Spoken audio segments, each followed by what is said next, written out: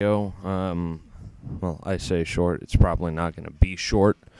Of the history of the Chrysler small block. It's a bit of an interesting one, I find, and there may not be all the information in the world out there. So I figured I'd start in the beginning, as all stories do. I want to first start off by saying we're talking about a period of Chrysler's production from sometime in the early 1950s up until 2003, when technically the small block left production. Now, I want to preface this by saying there are three distinct families within the small block community. You have the first generation, the second generation, and the third generation. The first generation being referred to as A motors, spelt with a letter A as an alpha, we're specifically referring to here, because up until that point there wasn't technically a small block. It was whatever engine displacement you got. Going back to the first generation of Hemis, we're talking about a multitude of range, from as small as a 241 cubic inch V8 to as huge as a 392 V8.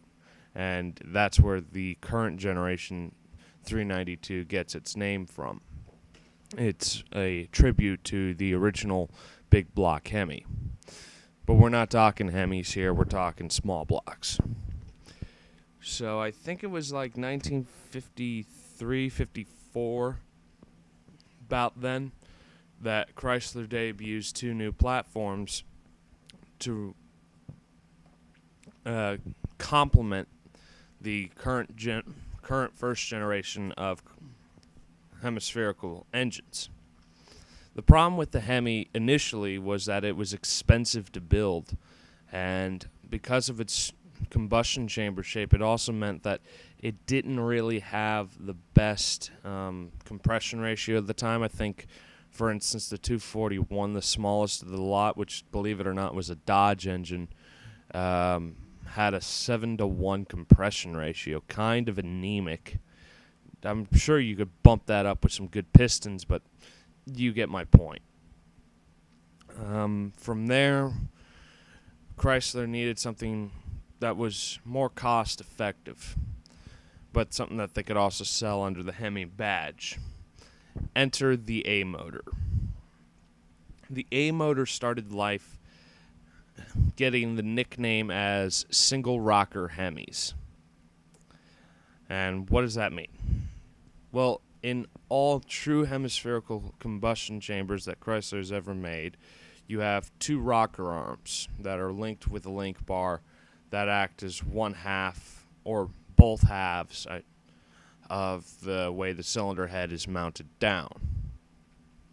You add through bolts that the head and rocker arm assembly would ride on, and then you would tighten nuts down on the rocker arms, which then would apply the same pressure down to the cylinder head and thus keep the whole assembly mounted.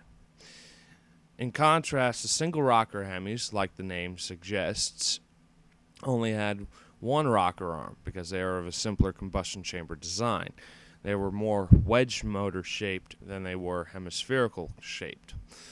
Personally, looking back, the poly motors, as they became to be known, or polyspherical, actually have a better port design, I think, just from a port arrangement layout.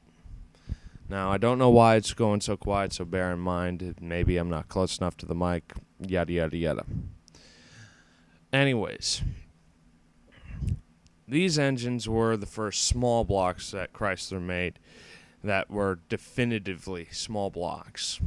Because the annoying thing about the Hemi family, the first generation, was that you had displacements all over the board, and it was more the Hemi family and less about displacement.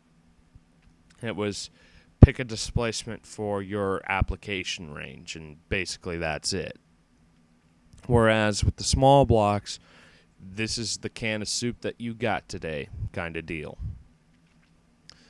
Now, I'll talk briefly about the A motors. The A motors were from what I can dig up, had at least the 318A motors had a 391 bore and a 331 stroke. Remember this number, it comes up a lot.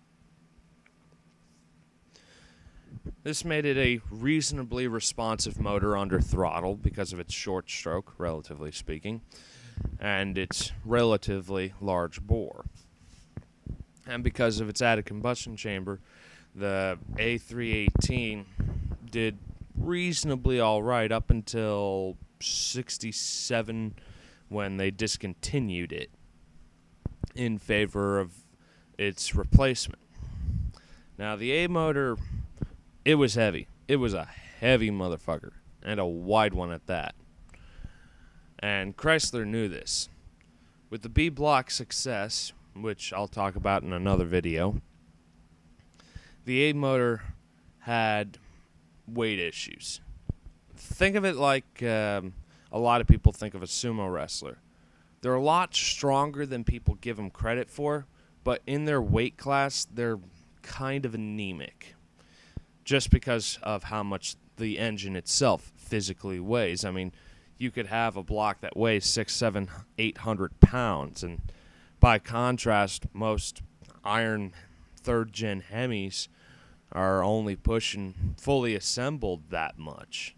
And by contrast, the A motor was just that, just with the block and maybe the lower rotating assembly by itself. And that's a big maybe. Chrysler realized this, and engineers across the board started revising the motor. So what they did was they were able to drop like 200 or 300 pounds out of the block. I think they shortened the deck height a little bit, and they opened up the water jacket significantly because, like any Hemi, it had the same problems that accommodated a hemispherical combustion chamber, that being overheating issues. They don't tend to run cool. Enter the LA motor, or light A motor, as it's properly enunciated. Now, the LA family ran from what I can tell from 64, supposedly, to 1991. That's the LA family. And this is probably one of the longest lived V8s in American automotive history. And it's an important one. Of course, it didn't start with the 318. The original LA motor displaced a volume of 273 cubic inches over 8 cylinders, a V8. The advantage of the 273 was that it was significantly lighter, and because engineers were wary of it, they decided, because they were concerned that the cylinder walls were going to be too thin, to debore the 318. I think it was a 380-something bore, along with the same 331 stroke. Now, from what I've been able to dig up, the lower rotating assembly, in theory, swaps between a classic small block LA motor and an A motor, supposedly.